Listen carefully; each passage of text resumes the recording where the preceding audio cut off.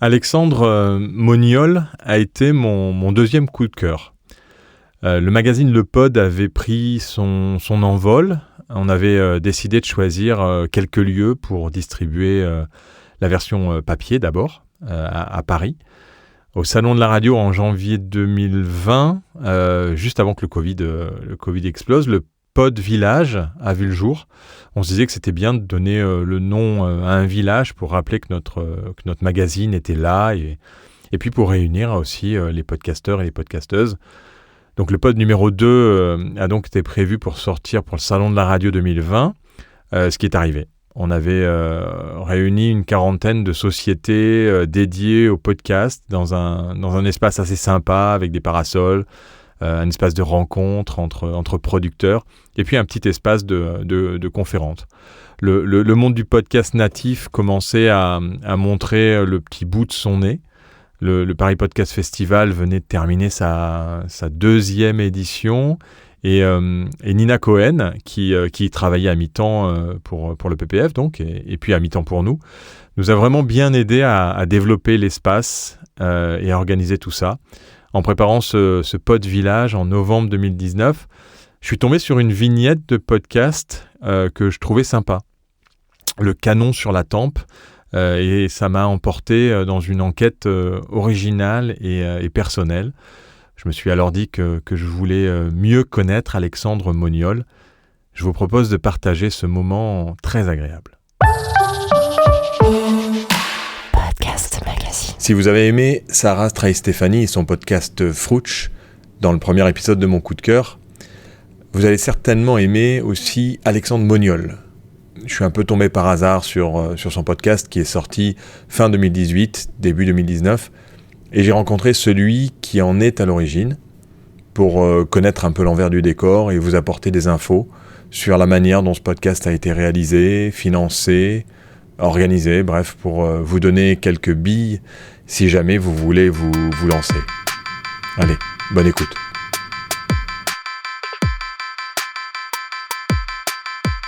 Alexandre, on va donc se concentrer un peu sur le processus et la mise en place de la production. Tu avais l'idée depuis que tu étais tout petit, ou tu avais entendu parler de cette histoire depuis que tu étais tout petit, mais tu as commencé par quoi ? C'est-à-dire à partir de quand est-ce que tu t'es dit je vais faire un podcast et ça a commencé par quoi ? En fait déjà, comme tu l'as dit, c'est une histoire avec laquelle j'ai grandi, puisque je suis né à Béziers en 1991. C'est-à-dire 2 ans avant ce drame. Et mon grand-père, mon père, toutes les personnes un peu de ma famille m'ont toujours raconté ce récit, parce que quand on est un jeune né à Béziers, on grandit tous avec l'histoire d'Armand Vacquerin et de cette mort mystérieuse après avoir joué à la roulette russe. Donc j'ai évolué avec ça et puis je suis devenu reporter. J'étais à Paris et au fur et à mesure, même si je gardais toujours cette histoire en tête, à un jour, j'étais avec mon oncle dans un bar. Je le raconte d'ailleurs dans la série. Et à côté, il y a des personnes qui parlent de la mort de Jacques Mérine. C'était à Paris, porte de Clignancourt. Et il y a un des 2 hommes qui dit mais moi j'y étais, j'ai vu ce qui s'est passé. Enfin bref, voilà, il dit ça en résumé. Et du coup ça a résonné en moi parce que je me suis dit c'est via mon oncle en fait ça a résonné en moi, parce que mon oncle à ce moment-là me dit mais tu vois ça c'est comme l'histoire d'Armand Vacquerin, quoi. C'est-à-dire que chacun un peu se l'approprie et du coup à ce moment-là je me suis dit il faut que je fasse quelque chose, quoi. Faut que je retourne dans ma ville et que j'essaie de comprendre en fait justement pourquoi les gens ils se comportaient ainsi. Et puis je repensais aussi à cette fameuse phrase de mon grand-père qui m'a toujours dit que en fait si t'écoutes les gens à Béziers parler de cette histoire et de ce décès d'Armand, en fait les Biterrois ils étaient tous, quoi, dans ce bar des amis là où ça s'est passé, quoi. T'as l'impression ils étaient tous au même endroit, quoi. Ils l'ont tous vu, ou ils étaient là juste avant, un peu juste après. Enfin, c'est assez dingue, quoi. Voilà, donc du coup c'est pour ça, c'est de là que avec ces deux hommes là dans le bar et du coup cette histoire de ces mots de mon grand-père qui ont résonné en moi, je me suis dit bon bah je vais repartir et je vais enquêter quoi. Et Donc ça c'est l'enquête, c'est le déclic, tu t'es dit ça y est, je suis décidé à faire quelque chose. Par quoi t'as commencé? Comment tu as démarré déjà l'enquête et surtout on va parler du podcast en lui-même, c'est-à-dire comment t'es parti, tu t'es dit je vais prendre 1 an de mon temps et je vais faire un podcast. Ça a démarré comment? Une fois que t'as eu ce déclic? Bah une fois que t'as le déclic, après on y va à tâtons, hein. Une enquête, j'ai l'habitude de dire qu'on est un petit peu un tailleur de pierre, quoi. C'est-à-dire que il y a, il y a un gros morceau et puis on y va petit à petit, quoi. Même si bon, cette histoire quand même de par ma famille, puisque mon père, mon oncle ont été des joueurs de haut niveau, quoi. Ils jouaient en première division, en équipe première à Béziers. Ils ont côtoyé Armand, voilà, ils l'ont connu. Donc j'avais quand même ce que je pourrais appeler une forme, voilà, un réseau et certaines connaissances, quoi, dans ce milieu et pour un peu débroussailler, si je puis dire, cette histoire et commencer mon enquête. Mais ouais, c'est quand même une grosse pierre quand même qui se présente à moi et puis petit à petit, ouais, je taille pour avancer et suivre des pistes selon ce que les gens me racontent, quoi. Et le format podcast, le fait que tu partes sur de l'audio, donc il faut que tu enregistres tout, tu l'avais déjà fait? Est-ce que tu avais déjà un producteur? Tu avais déjà les moyens de le faire? Ou comment tu as fait pour te lancer dans cette aventure-là? Est-ce que c'est un projet que tu as présenté à quelqu'un qui a été acheté ou alors est-ce que tu t'es lancé à tes fonds et ensuite tu l'as vendu ou tu l'as proposé à un producteur? Comment tu t'es lancé dans ce podcast? Bah en fait moi je suis dans le milieu du podcast quand même depuis pas mal de temps. Alors de base je suis de formation, je suis reporter radio. Et puis au fur et à mesure je suis devenu plutôt documentariste, donc réalisateur sonore et j'ai travaillé sur du format long.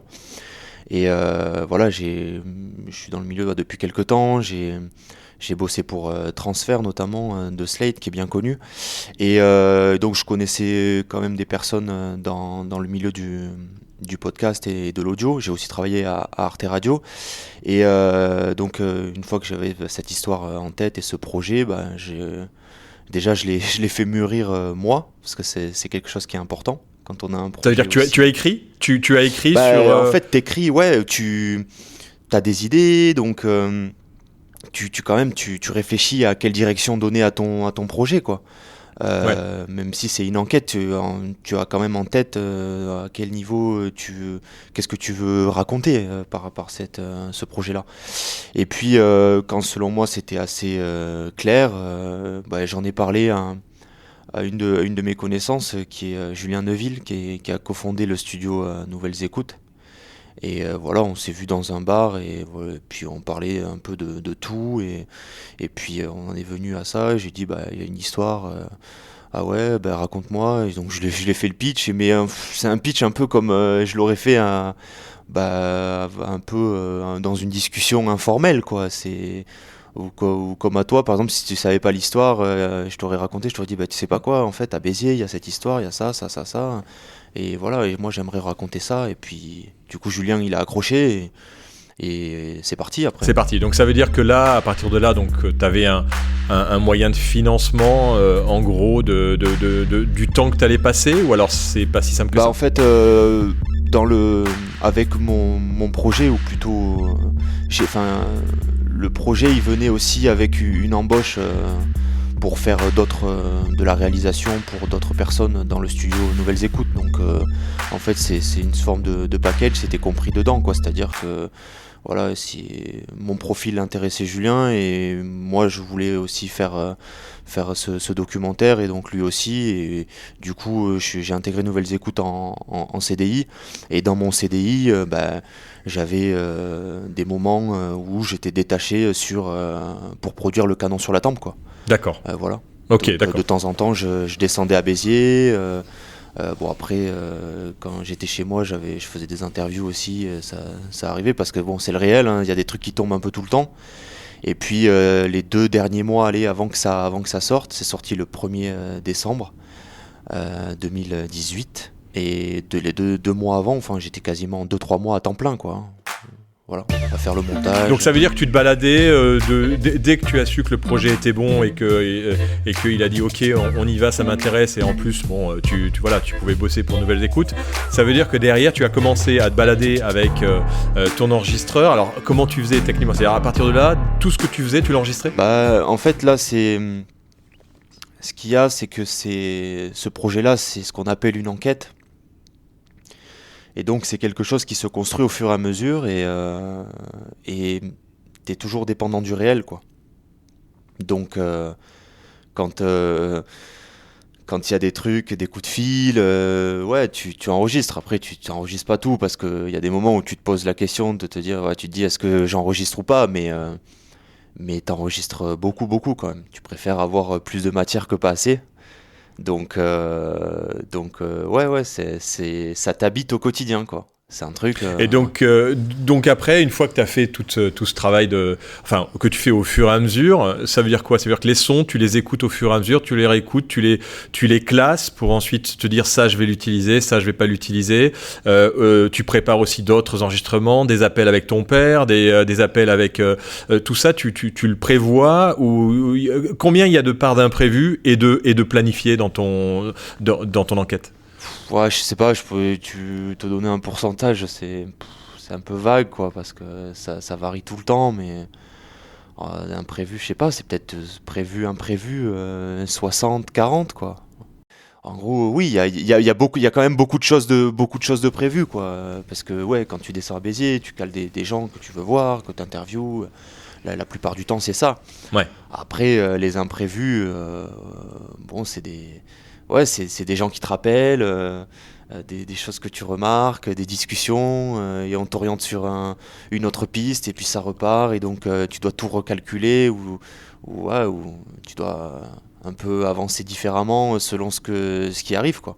J'ai l'habitude de dire que même si tu sais vers quoi tu veux tendre, plus ou moins, quand tu fais une enquête et quand tu fais du documentaire, et donc que tu travailles sur le réel, à un moment donné, le réel, il revient toujours, il te tape sur l'épaule, il te dit hey, Coco, en fait, il y a ça là. Et puis ça tombe, et puis ok, et donc tu te remets en question et tu repars dans d'autres sens. Alors on va parler un peu de la partie technique de tout ça. Tu travailles avec quoi? Comment? Quel matériel? Quel micro? Est-ce que tu as plusieurs outils selon les situations? Comment tu bosses? Ça dépend. Là, pour le canon sur la tempe, en fait, j'ai travaillé avec mon petit enregistreur. Voilà, j'ai un tout petit Nagra. Voilà, c'est à peu près de la taille pour le grand public. C'est de la taille de ce qu'on peut trouver dans le commerce. C'est des zooms. Enfin, je sais pas si tu vois à peu près, mais c'est des petits, dans la gamme de petits enregistreurs. Donc j'ai travaillé le plus souvent avec ça, et ensuite j'avais aussi un enregistreur plus important pour des prises d'ambiance, notamment. Et c'est quoi comme si tu peux citer le nom, la marque? J'ai bossé, ça m'est arrivé de bosser avec un Sound Device, un Mixpre 3, voilà, qui est, si les gens sont intéressés, c'est un super rapport qualité-prix, voilà. Et puis aussi mon téléphone, quoi, parce que quand tu fais une enquête, encore une fois, que t'es sur le réel, qu'il y a des choses qui tombent et pour lesquelles t'as pas toujours un enregistreur digne de ce nom à portée de main, ce que t'as tout le temps sur toi, c'est ton téléphone, quoi. Donc mon iPhone. Avec un micro, ou Non, comment tu faisais mon téléphone classique, quoi, le dictaphone de l'iPhone, quoi. Voilà.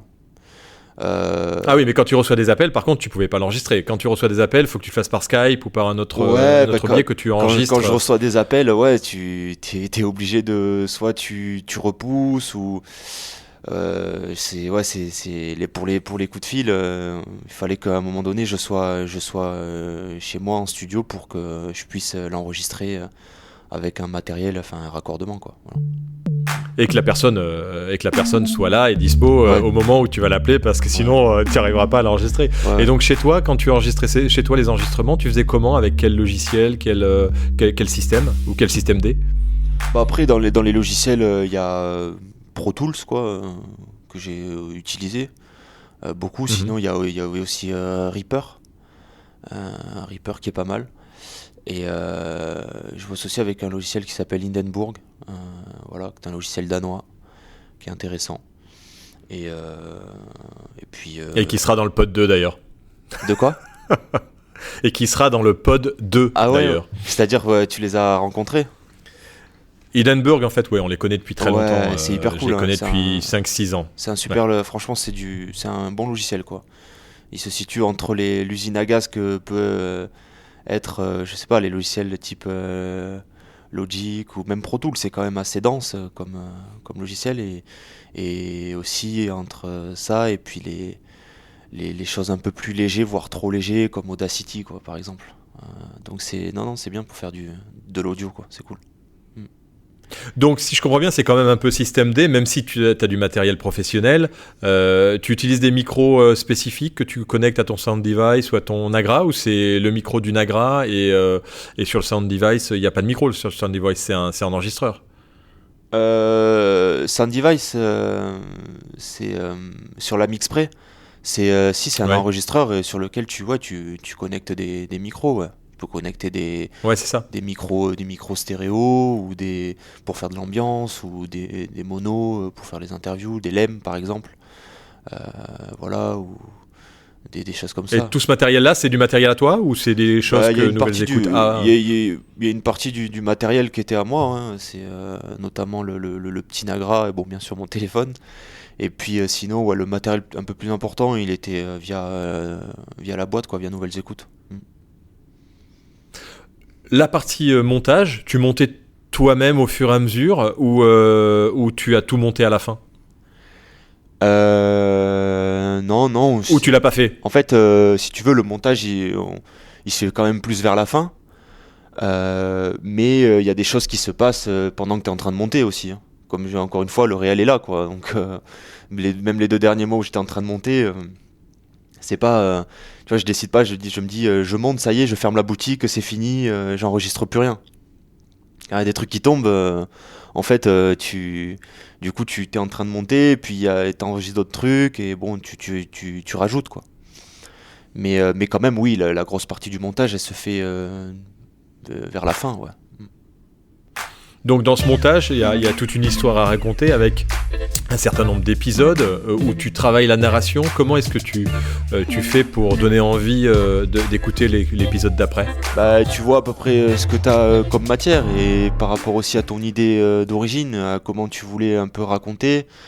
Moi, dans l'idée, c'était à travers cette histoire de raconter un petit peu pourquoi dans cette ville, les gens d'un côté disent que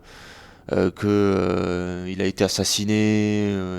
Enfin, raconte des choses extraordinaires et de l'autre t'as d'autres personnes qui veulent pas en parler, qui sont gênées, quoi. Donc du coup c'était essayer de comprendre un peu le comportement social des gens à Béziers à travers cette histoire d'Armand. Donc en fonction de ça après mon récit il s'organise, quoi.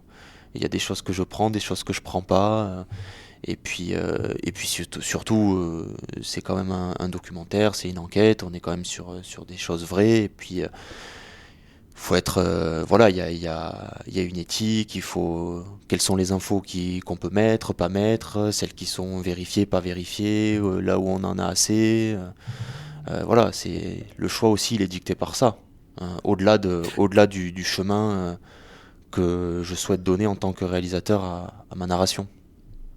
Et après, de toute façon, dans tes enregistrements, tout le monde était d'accord pour que tu les diffuses, ou tu as eu des problèmes par rapport à ça, ou c'est plus facile avec l'audio, parce que justement l'audio c'est un peu quelque part anonyme. Est-ce que tu as eu des gens qui t'ont dit je veux pas que tu utilises ce que je t'ai dit?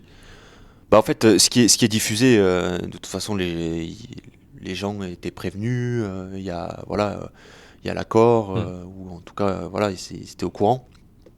Et et quant à ta deuxième partie de ta question, ouais, il y en a certains. D'ailleurs, on l'entend dans le documentaire. Je veux pas spoiler pour ceux qui n'ont pas pu encore l'écouter, mais il y a une personne, oui, qui m'a dit. ok, ça non, ça je veux pas.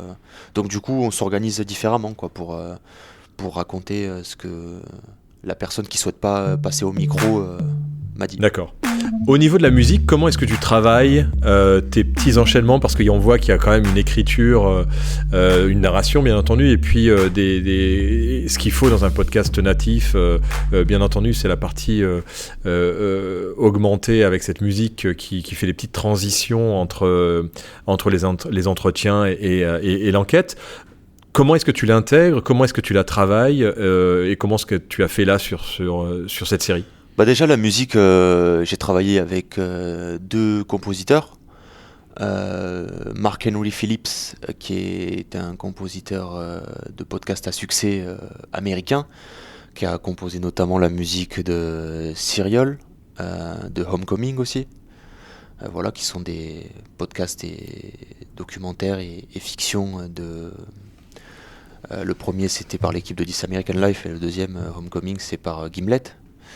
Voilà, donc j'ai travaillé d'abord avec lui et puis avec Charles de Cilia qui était mon collègue donc chez Nouvelles Écoutes, qui est musicien, compositeur et aussi mixeur, sound designer.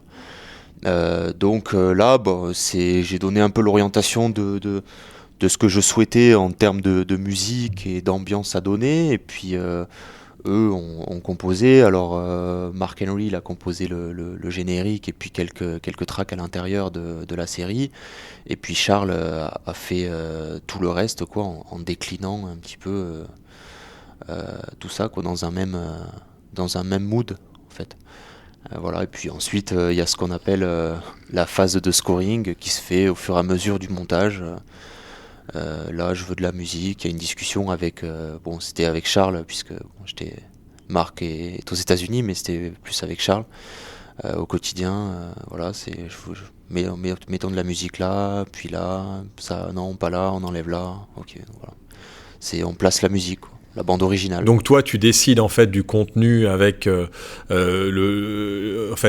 personne qui mixe, puisque c'est toi qui mixais ou qui était aux manettes du mixage, ou alors c'est quelqu'un qui... Non, ensuite c'est Charles aussi qui faisait le mixage. Et il fait après une fois qu'on est arrivé, qu'on a voilà, le montage est bon pour moi, pour Julien aussi qui était producteur, donc qui avait aussi son mot à dire.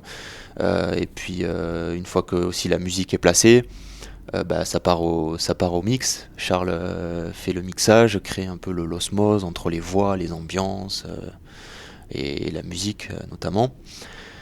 Et puis même sur ce mixage aussi, il y a encore quelques ajustements. Je fais mes retours. Je dis ouais, ok, ça, un peu moins de ça, un peu plus de ça. C'est comme un cocktail ou une recette de cuisine. Hein. D'accord. En termes de communication maintenant, comment est-ce que vous avez travaillé alors la jaquette, toute la partie graphique et ensuite la partie réseautage? Alors c'est vrai que Nouvelles Écoutes a déjà des choses en place, mais comment est-ce que toi tu as participé à cette partie communication et communauté et création de graphique? La partie communication, ouais, déjà comme tu l'as dit, il y a le visuel. Le visuel, bon, chez Nouvelles Écoutes, c'est toujours la même personne qui s'occupe de ça, de l'identité visuelle, qui fait toutes les covers. C'est Artus, voilà, qui est un dessinateur. Donc j'ai discuté avec lui, je lui ai un peu pitché ma série, ce qu'il allait avoir à l'intérieur, ce que ça allait raconter, et puis lui m'a donné des idées, et puis on est arrivé à cette couverture, enfin à cette vignette. Et puis pour le reste, bon, de manière très classique et habituelle, les réseaux sociaux, on a décidé de mettre en place sur Instagram, voilà, de mettre à disposition des documents pour les auditeurs sur les comptes Instagram, Facebook. Voilà, on n'avait pas fait de compte Twitter par contre, mais ouais, Instagram et Facebook. Et puis ensuite, tu sais, il y a beaucoup de bouche à oreille. Hein. Bon, certes, j'ai fait pas mal de presse, donc j'ai fait beaucoup de presse, Télérama, les radios, France Inter, RTBF, France Bleu, Eurosport aussi. Donc voilà, beaucoup de presse, mais après, c'est ouais, les gens qui se disent entre eux, ah, t'as pas entendu ça. À Béziers, en tout cas, ça s'est beaucoup passé comme ça. Hein. Bon, j'ai fait la une de Midi Libre, ça c'était assez incroyable. Je pensais pas du tout faire la une du journal en bas, enfin à Béziers. Et donc après, bon, les gens, ils se transmettent l'info, ils se racontent et tout, et donc chacun, finalement, va aller écouter parce que chacun a envie de savoir, quoi. Moi, mon grand-père, il croise encore des gens au supermarché et des gens d'une soixantaine d'années, 70 ans même, qui disent ah ouais, j'ai écouté là le documentaire de ton petit-fils, tout ça. Et pourtant, c'est pas des gens. C'est une pratique, c'est difficile, quoi. Ils sont pas habitués à cette pratique du podcast. Et ouais, par le bouche à oreille, ils sont venus. Alors en termes de chiffres, même si il y a un gros succès, est-ce que toi, c'est toi qui es derrière la communauté, c'est toi qui vois les chiffres, t'as des stats, tu vois un peu l'impact que ça a eu aujourd'hui, cette série ? Moi, ce que je peux dire, c'est que ça a très très très bien marché. Très bien marché en termes d'audience et puis aussi en termes d'engagement, quoi. C'est-à-dire que vraiment tous les gens qui ont écouté, il y a un pourcentage très élevé de personnes qui sont allées au bout, quoi. Voilà, c'est plus de 90%. C'est-à-dire c'est pas qui ont lancé les épisodes, le documentaire, il y a plus de 90% de ces personnes, de cette audience qui est allée au bout des épisodes, en fait. Alors là, on est sur une série un peu spéciale qui te touche et qui est proche de toi. Les projets futurs, vers où tu vas maintenant. Est-ce que tu es toujours à Nouvelles Écoutes ? Quels sont tes projets ? Écoute, j'ai quitté Nouvelles Écoutes à la fin du mois de juin dernier pour travailler sur des projets perso et notamment la création de ma propre structure de production, ma fabrique de podcasts, que je lancerai bientôt. Voilà où j'en suis. Et puis bien sûr, à travers ça, je réfléchis et développe des nouveaux projets de podcasts, de documentaires. Je discute avec des diffuseurs, des partenaires. Voilà. D'accord, donc en pleine phase de création et de lancement de ta propre structure pour être un peu plus autonome ?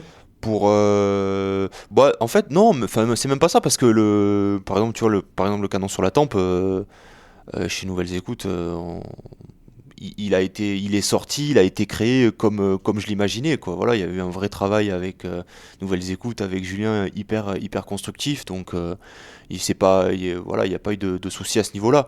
Non, mais je sais pas, création de ma boîte, c'est quelque chose c'est une chose à laquelle je pensais depuis longtemps, quoi, hein, même avant que il y ait une effervescence, que les studios actuels soient créés. Donc j'y pense depuis longtemps, et puis finalement à l'époque je créais pas, parce que bon, on se dit toujours une boîte c'est compliqué, et donc j'ai travaillé en m'associant avec d'autres personnes et dans des structures qui existaient déjà.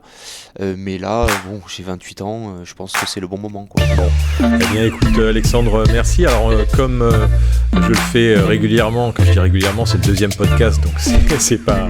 Je vais te lire la chronique qui va paraître dans le pod numéro 2, que vous pourrez retrouver cette année au Paris Podcast Festival. Il sera distribué gratuitement à tous les visiteurs du Paris Podcast Festival, et un mois plus tard disponible gratuitement de manière digitale sur le site lepod.fr. Voilà, je vais te la lire et puis tu me donneras ton ressenti après. Armand Vacrin, vous connaissez ? Moi, non. Ce n'est pas parce que je suis briviste que je dois m'intéresser au rugby. Et pourtant, maintenant, cet Armand Vacrin, je le connais, ou du moins, je connais sa sombre histoire. Au début, on se demande ce que l'on fait là. Un dialogue au parfum chantant du Sud. On ressent un brin d'hésitation dans les premiers échanges qui donne un côté encore plus naturel à l'histoire. Dès lors, on se laisse emporter par la voix d'Alexandre, qui mène une enquête apparemment au sein de sa propre famille sur la mort d'un rugbyman biterrois. Est-ce un fait divers, ou alors est-ce une histoire où tout est inventé ? En lisant les descriptions, il aurait été très facile de le savoir. Mais combien sommes-nous à vraiment lire les descriptifs ? Une grande partie des auditeurs ne le font pas. Ils consomment des podcasts en cherchant la perle rare et regardent la jaquette et le titre avant de se décider à cliquer. Ensuite, on se laisse bercer par les sons, les voix, l'ambiance. Ce qui est certain dans ce podcast, c'est que l'on entre dans l'histoire immédiatement. Alexandre Moniol jongle avec les enregistrements et les agences de belle manière. Entretien, Skype, téléphone, entrecoupé d'ambiances musicales bien positionnées. C'est un peu comme si nous partagions l'enquête à ses côtés, dans sa chambre, et auprès de sa famille dont tous les membres semblent bien connaître le joueur de rugby. Et c'est ce qui est original dans cette série. Un journaliste qui mène l'enquête au sein de sa propre famille en se servant de leurs relations pour en savoir plus sur la mort de l'homme qui a sans doute marqué la ville de Béziers à jamais. Ce n'est pas tout le monde qui peut faire ça. Concours de circonstances ou destin, avoir passé son enfance autour de cette histoire, être devenu journaliste et revenir 25 ans après les faits auprès de ses proches pour en savoir plus n'est vraiment pas banal. Peut-être même que l'envie de savoir a orienté inconsciemment Alexandre Moniol vers une carrière d'investigateur. Quoi qu'il en soit, c'est une sacrée enquête et un travail de plus d'1 an que nous propose Alexandre Moniol et qui retrace les questionnements, les souvenirs effacés, les réflexions, les omissions, les non-dits, les suppositions et au final certains détails qui chamboulent toute l'enquête. Sans savoir comment cela a été produit, on imagine facilement le travail d'un seul homme multicompétent qui vit l'enquête, enregistre, mixe, compose, produit, structure son podcast au fur et à mesure de l'enquête. Une série à écouter. Une réaction ?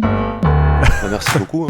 Ouais, merci beaucoup. Tu sais, c'est toujours très particulier d'entendre quelqu'un qui parle de soi comme ça en direct. Mais ça me fait quelque chose, quoi. Donc déjà merci. Et puis je suis hyper content que ça t'ait touché. En tant que toi tu parles comme vraiment comme en tant qu'auditeur, quoi. Hein. Et c'était le but, quoi, vraiment que cette enquête, que cette histoire, chacun se l'approprie, parce que oui, c'est mon projet, c'est mon cheminement, mais voilà, c'est via l'audio, et ce qu'il y a de fort avec l'audio, c'est que l'audio s'adresse à chacun d'entre nous, et donc chacun d'entre nous imagine une histoire et fait le chemin à sa manière, quoi. Voilà. Donc toi tu l'as fait ainsi, et puis ça t'a touché, donc c'est super. Merci beaucoup en tout cas. Alexandre Moniol, merci pour avoir partagé avec nous les coulisses de la fabrication d'un podcast, avec, c'est vrai, la différence avec la personne qu'on avait auparavant qui fait tout toute seule sans avoir de structure de production, mais quelque part c'est un gros travail aussi, et bon courage pour la création de ta boîte de production qu'on suivra bien entendu avec le pod, et n'hésite pas à nous envoyer tes prochains podcasts pour qu'on puisse éventuellement en parler dans le pod qui, je l'espère, durera le plus longtemps possible. J'y manquerai pas. Merci beaucoup Philippe, et puis longue vie au pod, quoi, à ce beau projet.